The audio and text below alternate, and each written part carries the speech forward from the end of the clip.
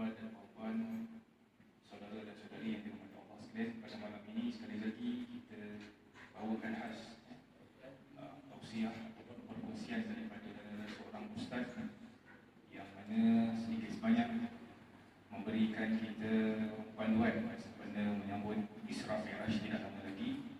Jadi semua dah kenal, saya telah berhubungi dengan beliau 2 minggu lepas, tapi masa itu ustaz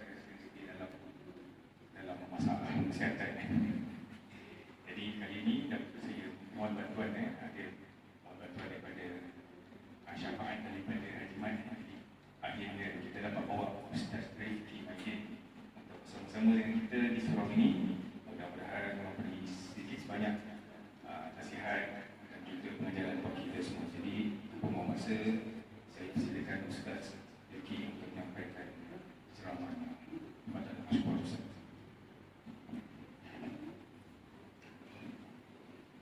Assalamualaikum warahmatullahi wabarakatuh. Bismillahirrahmanirrahim. Alhamdulillahirabbil alamin. Wassalatu wassalamu ala asyrafil mursalin wa ala alihi wa ashabihi ajma'in. Amma ba'd. Terima kasih kepada Al-Fadhil Kariman, Pengisi Surah dan ahli dari penguasa sekalian, muslim-muslimah yang dirahmati Allah sekalian. Alhamdulillah. Pada malam ini sama-sama kita salat maghrib berjemaah, dan insya-Allah pada malam ini kita akan bicarakan tajuk Isra dan Mi'raj, yang merupakan satu peristiwa dalam kitab sirah dipanggil Mu'jizatul Isra wal Mi'raj. Satu mukjizat. Tajuk Isra Mi'raj ni tajuk mukjizat Nabi sallallahu alaihi wasallam. Yang mana Isra itu ialah perjalanan baginda dari Makkah ke Masjid Al-Aqsa. Itu Isra. Dan daripada Masjid Al-Aqsa naik sampai ke Sidratul Muntaha, itu Mi'raj. Dan Allah Ta'ala cerita Isra ini di dalam surah Al-Isra, juzuk yang ke-15. Tengok-tengok Quran tu ada juzuk 15. Allah Ta'ala sebut Subhanalladzi asra bi'abdihi. Maha suci Allah, Tuhan yang memperjalankan hamba-Nya lailan, pada waktu malam, minal masjidil haram, daripada masjidil haram, ilal masjidil aqsa, ke masjidil aqsa, alladzi barakna haulahu, yang mana kami berkati sekitarnya, linuriyahu, untuk kami, yakni Allah Ta'ala mempertontonkan kepada baginda Muhammad sallallahu alaihi wasallam, min ayatina, sebahagian daripada tanda-tanda kekuasaan kami.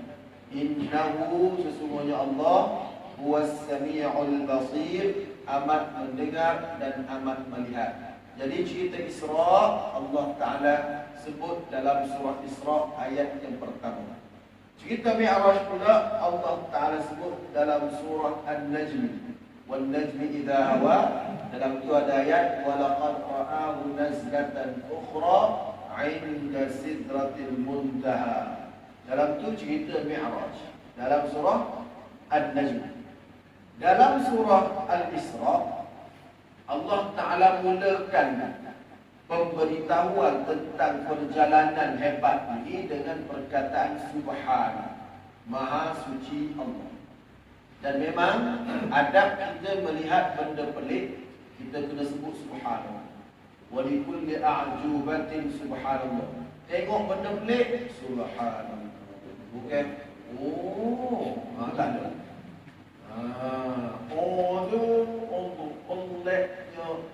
Peliknya itu tidak diajar oleh Nabi. Tengok benda pelik, Subhanallah. Jadi oleh kerana Allah Ta'ala nak cerita tentang peliknya perjalanan yang Allah Ta'ala bawa Nabi pada waktu malam ini, Allah mulakan dengan Subhana. Baik. Akhir surah Al-Isra ayat 110. Itu ayat 1. Akhir surah Al-Isra ayat 110, Allah Ta'ala sebut, tutup surah ini dengan ungkapan wa qulil hamdulillah. Kamu kena kata Alhamdulillah. Qul, katakanlah Muhammad, alhamdulillah. Ayat 1 subhana, ayat akhir alhamdulillah.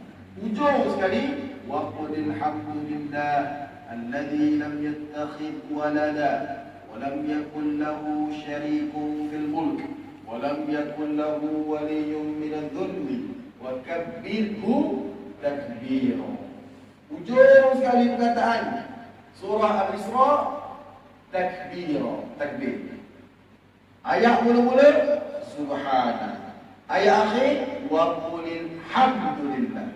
Jadi gabung surah Isra ni muqaddimah subhanallah, ayat akhir sekali katakanlah alhamdulillah, perkataan akhir sekali takbir. So subhanallah, alhamdulillah, Allahu akbar. Ayat akhir surah Isra Allah Ta'ala sebut wa qulil hamdulillah. Kamu kena kata wahai Muhammad alhamdulillah. Apa yang Allah suruh Nabi kata lepas surah Isra ni surah apa?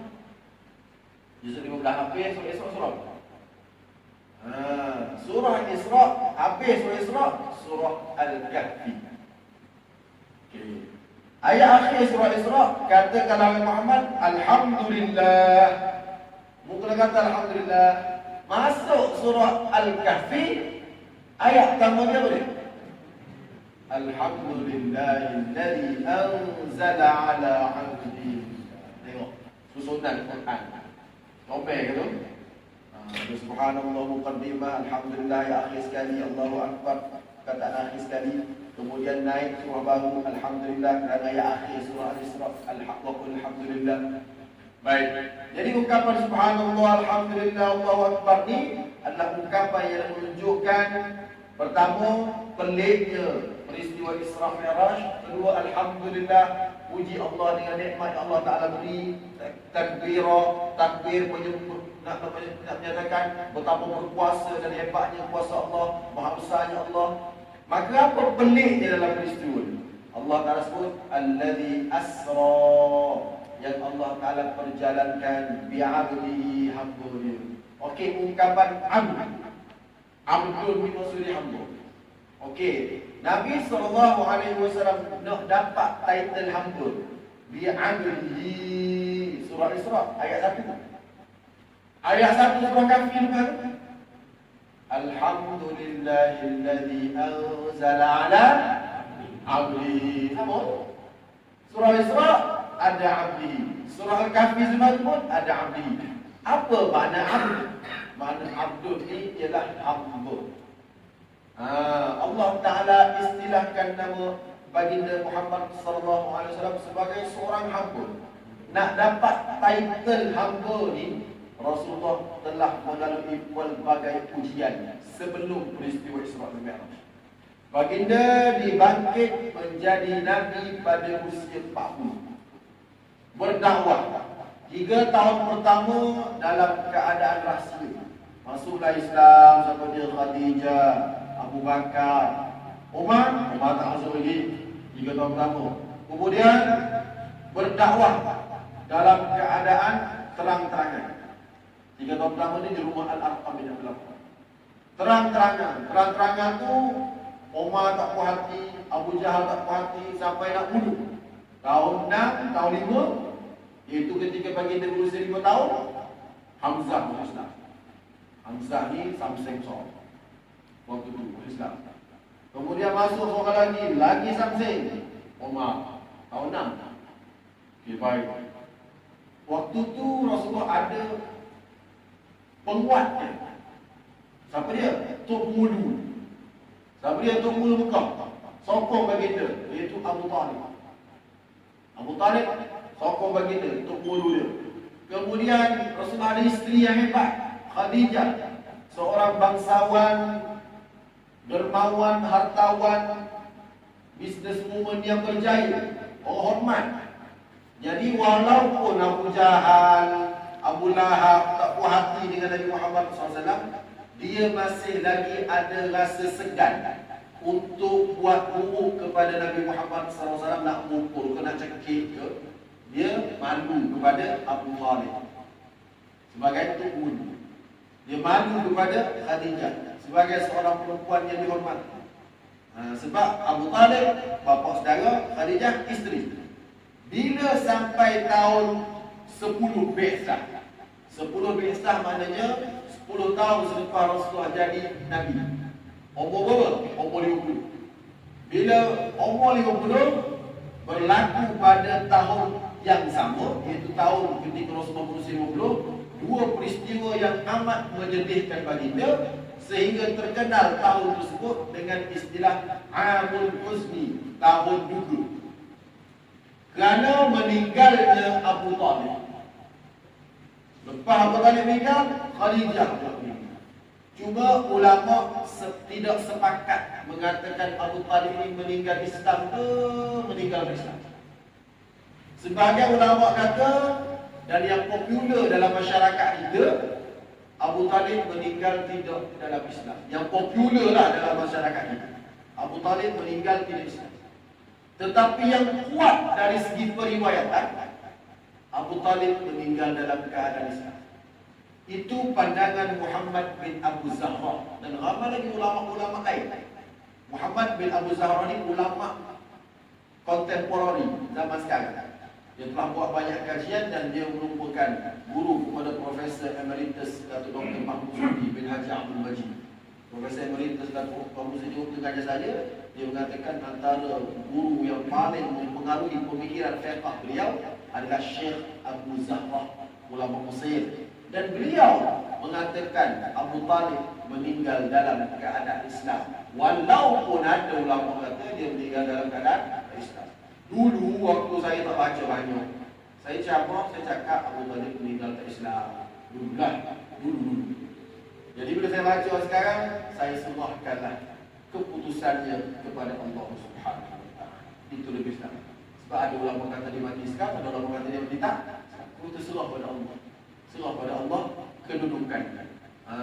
Baik. Cuma Fatimah binti Asad, isteri kepada Abu Talib, ibu kepada Ali, meninggal di Madinah. Dan ketika mana Fatimah ni, isteri kepada Abu Talib, mak kepada Ali bin Abi Talib ni meninggal, Rasulullah turun ke liang lahat. Dan Rasulullah sapu liang lahat Fatimah, sapu sambil menangis. Dan letakkan jenazah mak dia ni, walaupun mak saudara kan, macam mak lah. Sebab Rasulullah ni, mak dia meninggal umur 6 tahun. Kemudian duduk dengan siapa? Duduk ngatuk. Lepas duduk ngatuk, duduk dengan mak saudara.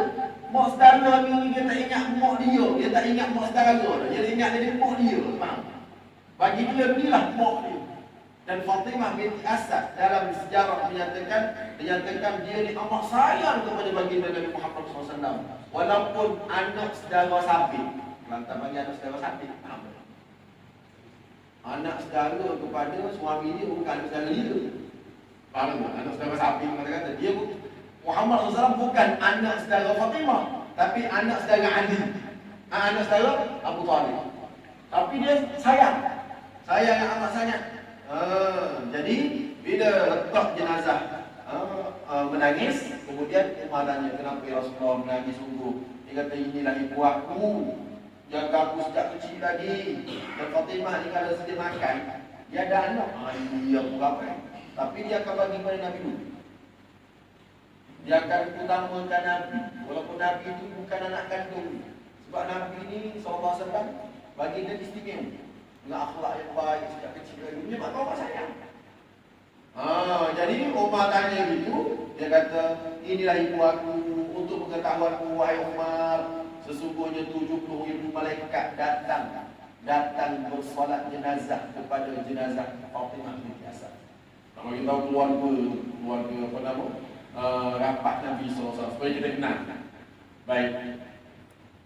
Jadi Abu Talib meninggal, kemudian Khadijah meninggal. Selepas dua orang yang meninggal, sudah hilang segan orang kafir. Mula daripada itulah kalau kita buka kitab sirah, biasanya lepas daripada cerita kewafatan dua orang ni akan ada satu chapter mana-mana kita tafsir, bukalah mana-mana kita sirah. Chapter selepas daripada kematian dua orang ni, chapternya tajuk Al-Ida, penentangan dan penyiksaan. Tajuk itu lepas tu. Lepas cerita kewafatan dua orang yang tahun kedukaan, cerita Al-Ida. Al-Ida maksudnya orang kafir mula buat naya. Tuan-puan dia dengar cerita orang datang cekik leher Rasulullah SAW. Yang kita dengar kan? Rasulullah didatangi dan dicekik lehernya oleh Uqbah bin Abi Mu'ayth. Sampai hampir susah nak nafas. Datang Abu Bakar, pegang dan bagi tahu kepada Uqbah, aturibuna an taqtulu man yaqulu rabbi Allah. Kamu nak bunuh orang yang cakap Allah itu Tuhan. Muhammad tak kacau orang tu. Muhammad tak buat jahat, tak adalah kacau harta orang, curi harta orang, buat layan orang. Muhammad tak buat benda lain. Dia hanya kata Allah Tuhan. Takkan kamu nak bunuh dia? Bila berlaku? Selepas kewafatan dua orang. Yang tuan-puan dengar Rasulullah sujud lama, orang angkat najis-najis bekas sembelihan unta letak atas belakang Nabi sampai Nabi tak angkat kepala, sujud lama. Itu pun berlaku pada waktu itu. Sehingga Nabi setelah salah seorang anak baginda datang bersihkan belakang, Rasulullah tahiyat akhir siapkan, kemudian Rasulullah angkat tangan, Allahumma alaika bi Quraisy, ya Allah aku suruh pada kamu lah dengan Quraisy ni. Teruk sangat buat naya kat aku. Allahumma alaika bi Uqbah bin Mu'ayth, ya Allah Uqbah bin Mu'ayth aku suruh kat kau. Wa Utbah bin Rabi'ah, Utbah pun aku suruh kat kau. Wa Syaibah bin Rabi'ah, Syaibah pun aku suruh kat kau. Kalau nak bagi hidayah, bagi hidayah. Kalau tak nak bagi hidayah, terkumpul. Teruk sangat. Wa Abi Jahal, Wa Abi Jahal, Abu Jahal pun aku suruh kat kau. Dia sebut 7 orang. Kata Abdullah bin Mas'ud, aku dengar Nabi doa 7 orang tu, dan aku tengok sendiri mereka ketujuh itu mati dalam peperangan Badar. 7 mati baru. Nak bagi tahu Nabi SAW diperlakukan sebegitu rupa. Jadi Nabi ambil keputusan apa? Kita pergi tempat lain lah, Mekah tak terima dakwah kita, pergi ke Taif. Tu yang Nabi hijrah ke Taif tu. Jauh ke dekat? Jauh. Lebih 2 marhalah. Kawasannya pergunungan macam Cameron Highland. Pernah pergi? Saya pergi waktu umrah kan? Waktu umrah kita pergi Taif. Makan nasi Arab itu sedap. Simpan di baik. Baik. Jangan pergi niat nak makan. Maka pergi nak menghayati Rasulullah jalan. Pergi sana, adakah orang Taif? Adakah orang Taif terima dakwah Nabi? Tak, balik batu. Balik batu lampau semua yang menyebabkan Nabi mundur dan pulang semula ke Mekah. Sebelum pulang ke Mekah, baginda SAW berhenti di sebuah kebun. Kebun itu kepunyaan Utbah bin Rabi'ah ni orang jahat yang buat naya pada Nabi. Nak bagi tahu orang jahat walaupun dia jahat buat naya pada Nabi. Bila dia tengok Nabi dengan Zaid bin Harithah duduk dalam kebun tu, dia rasa kesian. Kata Al-Bukhari, dia kata inilah dia nilai kemanusiaan walaupun dia musuh Nabi. Dia tengok Nabi duduk dengan Zaid bin Harithah kesian. Dia beritahu Adas tu tukang kebun. Kau pergi bagi sebungkus anggur kepada dia. Maka Adas bawa anggur, bawa pergi jumpa Nabi SAW. Bila Nabi nak makan anggur, Nabi angkat, ambil sebiji anggur, Bismillah. Kata Adas, hadzal qawlu la yaqulu ahlu hadzal balad. Bismillah ni orang kampung ni tak cakap. Tak ada orang kampung cakap Bismillah. Jadi Nabi tanya, min ayyi baladin anta? Kamu ni orang kampung mana? Dia kata aku ni kampung Nainawa. Nainawa tu nama dulu, nama sekarang Nainif di Mosul, Iraq. Di Mosul di Iraq.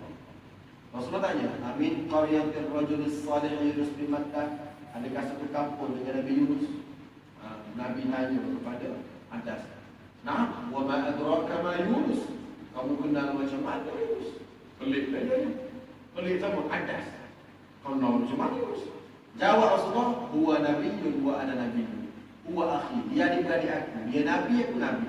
Adas merupakan orang yang pengkaji kitab Injil. Dia orang Nasrani yang tulis, yang baca kitab Injil. Dan kitab Injil dah beritahu Nabi akhir zaman ni sifatnya gini. Adas terus tengok kepada baginda Muhammad SAW yang ada depan dia. Confirm ini dia Nabi akhir zaman. Fa'akabba wajahu yuqabbilu kaffayhi wa yarjlayhi. Maka Abbas terus pegang kaki Nabi, pucuk. Pegang tangan Nabi, pucuk. Inilah dia kemanisan dalam dakwah.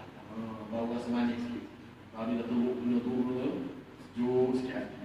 Nabi pun berjalan pulang sampai di Tuhamah. Nabi semayang. Ustaz, bukan semayang wajib Isra Mi'raj. Tak masuk lagi cerita Isra Mi'raj ni. Tak masuk lagi ni sebelum Isra lagi ni. Tak masuk lagi. Ya, Nabi ada syariat semayang Nabi Ibrahim ni. Sebelum syariat semayang ni waktu ni ada syariat semayang cara Nabi Ibrahim. Jadi Rasulullah semayang cara tu nak. Rasulullah semayang dan baginda baca ayat Quran. Bila baginda baca ayat Quran, Allah Ta'ala wahyukan kepada Rasulullah SAW, wa in sarafna ilaika nafaran minal jinni yastami'una al-Quran. Sesungguhnya ketika mana kamu dah baca Quran, datang sekumpulan jin dengar bacaan Quran. Faqalu, dan mereka berkata, inna sami'na Quran. Dan mereka berkata, falamma hadaru qalu ansitu. Bila mereka ramai-ramai datang, mereka kata, diam, kami nak dengar Quran. Dia bagi tahu kat kawan-kawan dia. Falamma qudiya wallaw ila qaumihim munzirin. Bila selesai Nabi Rasulullah sembahyang baca Quran, geng-geng ni, jin ni balik ke kampung masing-masing jadi pendakwah. Sejuk hati. Dah teruk benda ni, jin ni dengar Nabi baca Quran, balik teruk jadi pendakwah. Apa dakwah dia? Qalu ya qaumana ajibu da'i Allah wa aminu bih. Wahai kaum kami, sahutlah seruan Rasulullah, berimanlah dengan Rasulullah. Allah bagi tahu jin balik jadi pendakwah. Jadi kita ni banyak kali dengar ceramah balik diam je teruk pada jin. Jin dengar sekali je tu jadi pendakwah. Kita ni dengar banyak kali dah dua gitu. Jadi sejuk hati Nabi. Sejuk sikit. Kan? Kemudian masuk ke Mekah, dapat masuk Mekah. Nak masuk Mekah tu dia Nabi punya himayah, panjalan kita tu. Bila masuk Mekah, Allah Ta'ala ajak Nabi jalan-jalan. Salah satu cara untuk kita hilangkan stres tu antara ni jalan-jalan kan. Jalan dari mana? Dari masjid ila masjid. Jalan dari masjid ke masjid.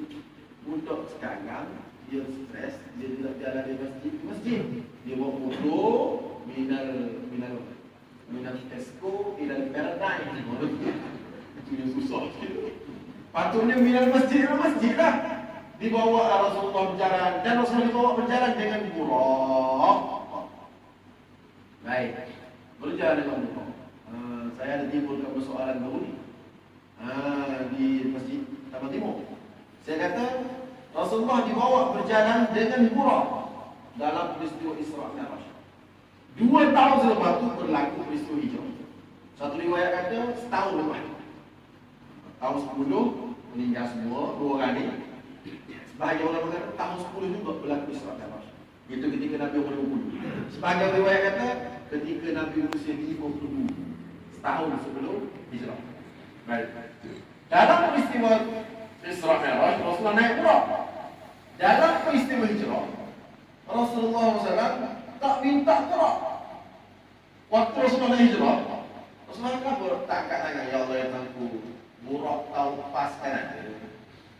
Antuk lah.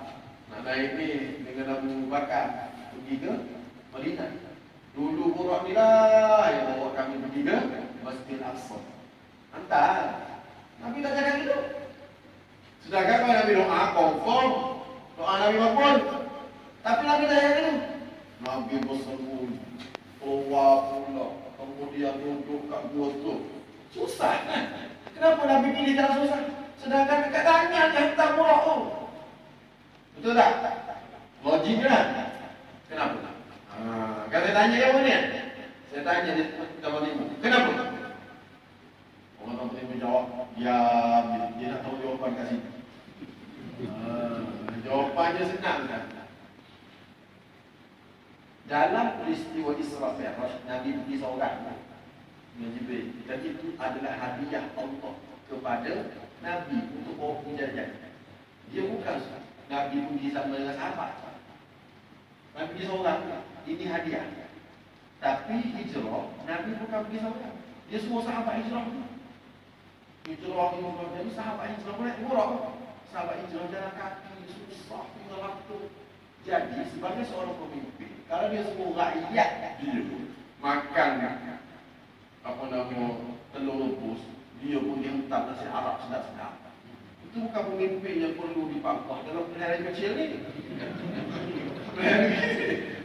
Pemimpin mana? Pemimpin yang memahami derita rakyat. Ini siapa pemimpin? Rasulullah SAW waktu hijrah, dia tengok derita rakyat, derita sahabat-sahabat jalan. Siapa dia? Contoh Suhaib Ar-Rumi, apa dia tinggal? Abdurrahman bin Auf, apa dia tinggal? Jalan kaki pergi. Dia sedap-sedap nak naik apa nama murah. Bagus ke pemimpin macam tu? Jawab, bagus. Tak bagus. Jadi kepimpinan bila betullah. Carilah dalam pilihan yang akan datang pemimpin lagu. Min ayatina sebahagian daripada tanda-tanda kekuasaan. Jadi apa dia?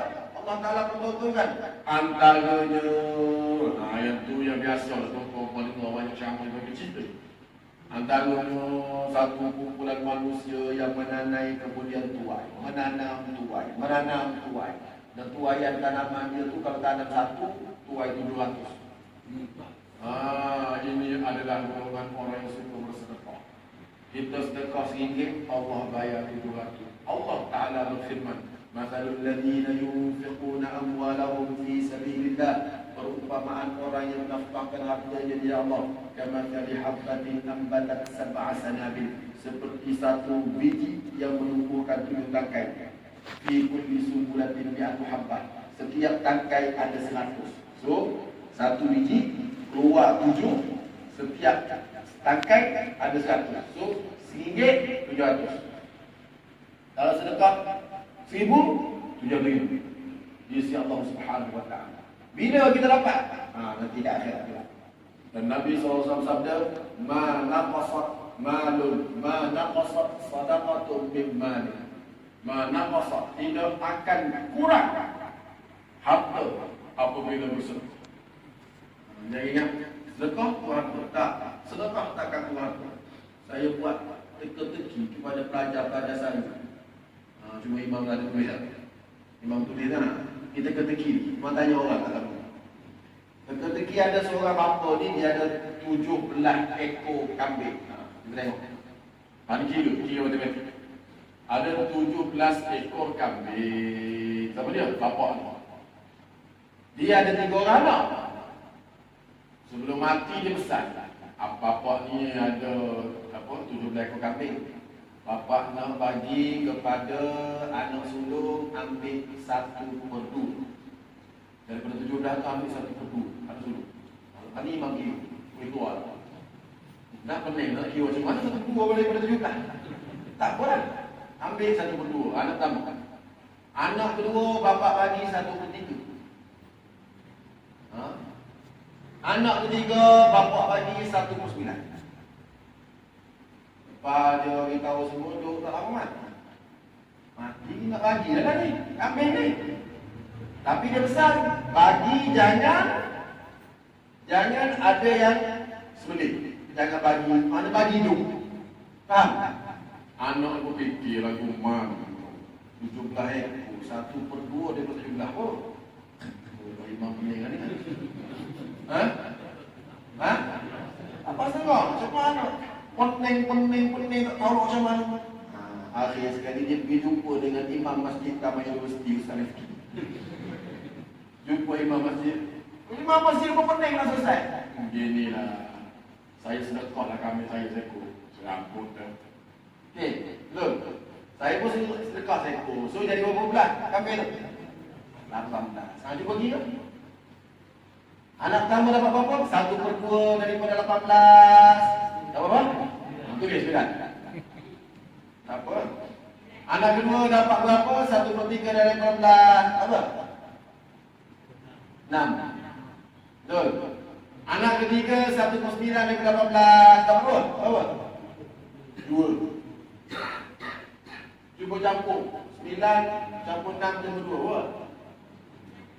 9 campur 6 15. Dia bagi 2 12. Dia pun bagi lah. Dia nampak bagi ada lebih ekor lagi. Tadi kan 18. Lebih daripada dia. Betul?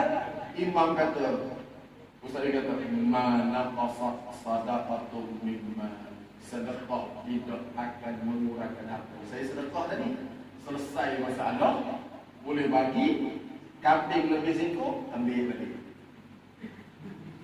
Betul? Betul? Penting ke benda ni? Saya kata, tanya Prof. Tanya Prof dia. Saya tanya, cikgu matematik, kau kira.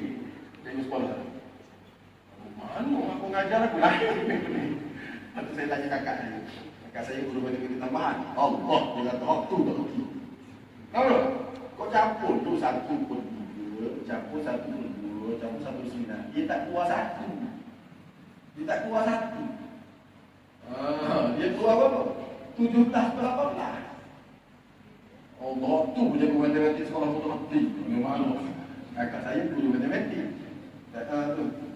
Tapi nak cerita macam mana si bapa tu nak mengajar anak-anak dia supaya anak dia tahu sedekah tidak mengurangkan anak.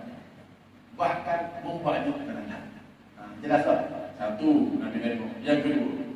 Yang kedua, Nabi SAW tengok satu pukulan yang memecahkan kepala. Bila sembuh, pecahkan lagi. Bila sembuh, pecahkan lagi. Maka Jibril bagi tahu itulah dia golongan orang yang berat kepalanya untuk menunaikan sembahyang. Jadi orang tak sembahyang ni tak siksaan dia benar. Nabi dipertontonkan sebegitu. Tapi ada hamba Allah yang Allah Ta'ala pertontonkan di dunia. Satu hari seorang pelajar sekolah saya, pelajar enakan. Ketika dia tingkatan 2, saya tangkap dia juga. Nak tahu apa? Dan dia jiran saya, tak ada lah datang surau semayang, tak ada. Ketika dia tingkatan 5, kau mimpi kau mati, betul kau masuk kubur Ya, tak lepas tu datang mereka ambil kayu besar, ketuk kepala kau masuk dalam, bukan kayu, tak lantai besi, tak. Tidak kan? Masuk, tak. Lagi-lagi, sebelum. Itulah, kau tak sengaja. Allah buat itu, dah tunjuk kakak lepas ni semayang. Malam tadi kau balik, kau tak semayang. Tak semayang, lama tak semayang. Enggak, Allah sayang kakak. Lepas tu saya pun semua dia mati, apa semua terus soal taubat. Lepas tu balik tak nak balik dulu Ustaz asuh. Dulu Ustaz. Kenapa dulu nanya? Dia kata balik rumah dengar suara. Datanglah menghadap Tuhan. Dengar itu? Datanglah menghadap Tuhan. Ada suara. Saya kata betul lah. Kau tak semayang. Bilang azan ayat hayya 'alas salah, jom menghadap Tuhan. Kau tak layan. Bila kau tak layan azan kat masjid, Allah hantar azan lain dekat kau tu. Jadi kau balik ni, kau semayang lagi, kau tu minta pada Allah, nanti hilanglah suara tu. Betul tak? Hilang insya-Allah. Dia balik. Tak datang-datang. Okey. Duduk surau sekarang semayang, alhamdulillah, bantu mak dia dah soleh. Saya cabar kepada budak-budak sekolah saya, siapa-siapa tak nak semayang, saya doakan supaya mimpi lagu tu lagu. Tak nak budak-budak jangan Ustaz. Kami nak beritahu betapa orang tak semayang ni berada dalam keadaan bahaya. Jadi kita doalah supaya anak-anak kita ni jadi orang semayang. Dan kita bantulah orang yang ajak orang semayang macam jemaah tabligh kan. Dia ajak orang semayang, bantu. Sama-sama kita bantu. Bantu supaya apa? Supaya masyarakat ni ambil pelat di atas mereka. InsyaAllah. Asal dulu. Belum. Baik. Jadi kita kena usahakan supaya sembahyang ini menjadi agenda besar dalam kehidupan keluarga kita, masyarakat kita, negeri dan negara. Sebab itulah Allah Ta'ala sebut dalam Quran nak pilih pemimpin macam mana? Allah Ta'ala sebut Alladzina in makkannahum fil ardi aqamus salata wa atawuz zakata wa amaru bil ma'ruf wa nahaw 'anil munkar. Orang yang aku nak bagi kerajaan kepada dia, aku harap orang ni nak merintah negara ni. Pertama, aqamus salat. Dia ambil berat dengan sembahyang. Dia sendiri jaga sembahyang. Barulah dia ada kesungguhan untuk anak-anak rakyat dia jaga sembahyang.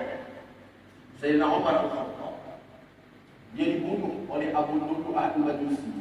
Ketika mana? Ketika sembahyang subuh. Sembahyang subuh, Abu Lu'lu'ah datang, apa? Tikam. Kemudian Abdul Rahman bin Auf ganti jadi imam. Umar jatuh. Kemudian orang angkat serban, lempar kat Abu Lu'lu'ah, ulah pening, tertingkam dirinya, mati. Umar Al-Khattab pengsan. Bangun-bangun dekat Abil, dekat syuruk. Dekat syuruk apa ungkapan pertama dia buat? Waktu tu nak meninggal. Sembahyang apa? Mula-mula buat mula-mula dia sedar tu. Dah sembahyang tu. Tanya rakyat, dah sembahyang belum?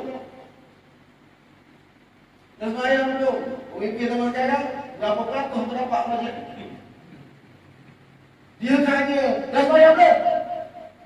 Sahabat kata, dah sembahyang dah. Abdul Rahman bin Auf jadi imam. Okey, bawa aku air. Aku belum siap ni sembahyang. Waktu dia tu tadi baca wa ma qadarullah haqqa qadri wa ma qadarullah haqqa qadri. Kemudian dia ambil sembahyang, jadi sembahyang. Nak bagi tahu, soalan pertama dia kepada rakyat dia, sembahyang belum? Pemimpin sekarang ada fikir sembahyang. Kalau pilihan raya dia tengok siapa jaga sembahyang, siapa jenis di masjid, angkah dia. Kalau masjid tak pernah jumpa rakyat pilihan raya tu, dia nak pakai dia. Ustaz macam Islam politik.